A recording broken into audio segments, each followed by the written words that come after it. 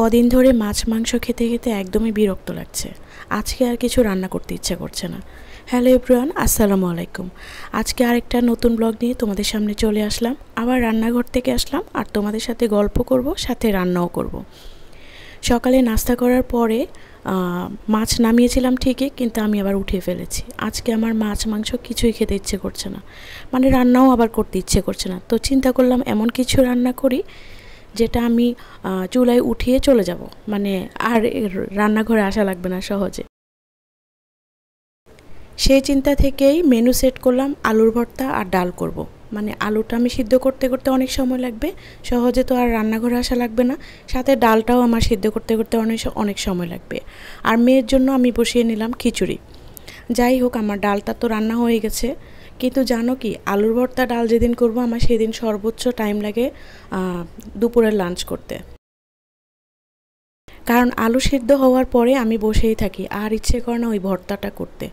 মানে ওই দিন আরও ঝামেলা বেশি, আবার সন্ধ্যার জন্য অন্য কিছু রান্না করা লাগবে।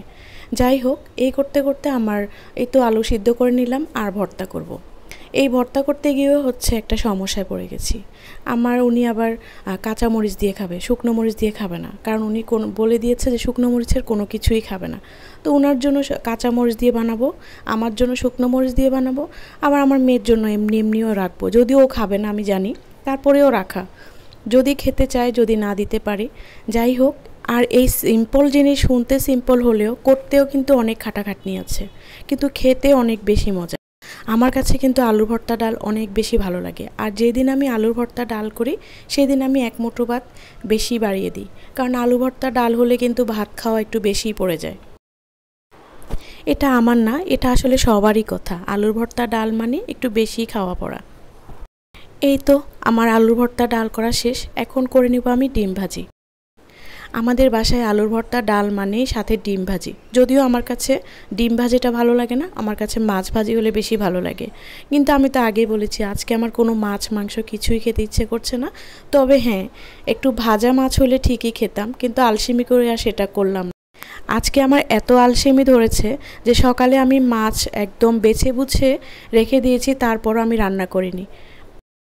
আচ্ছা, তোমাদের কার কার কাছে ভালো লাগে আলুর ভর্তা ডাল?